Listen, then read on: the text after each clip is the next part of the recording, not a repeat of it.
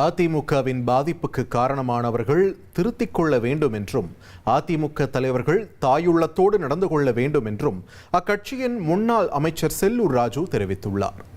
இந்த இயக்கம் மிகப்பெரிய ஒரு பாதிப்பை அடைந்திருக்கிறது.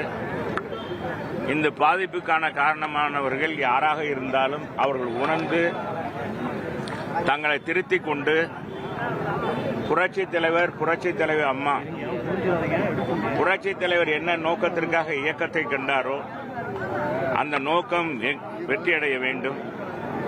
புரட்சித் தலைவர் அம்மா அவர்கள் எந்த நோக்கத்திற்காக அண்ணா திராவிட முன்னேற்ற கழகத்தை வளர்த்தெடுத்தார்களோ அந்த இயக்கம் வீறு கொண்டு எழ வேண்டும். இந்த கழகத்தை அம்மா அவர்களும் சரி, தலைவர் அவர்களும் எவ்வளவு தாயுள்ளத்தோடு வளைந்து கொடுத்து இயக்கத்தை ஏசியவர்கள், இயக்கத்தை தன்னை பற்றி பேசியவர்களை எல்லாம் கவலைப்படாமல் இயக்கத்தில் சேர்த்து இயக்க வளர்ச்சிதான் ஒரே குறிக்கோள்.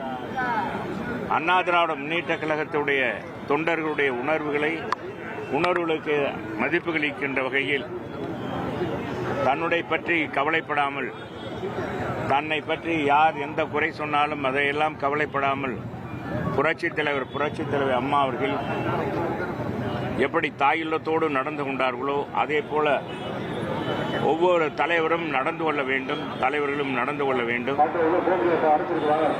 என்பதுதான் இன்றைக்கு அவருடைய மரணம் நமக்கு ஒரு எடுத்துக்காட்டாக அமைந்திருக்கிறது.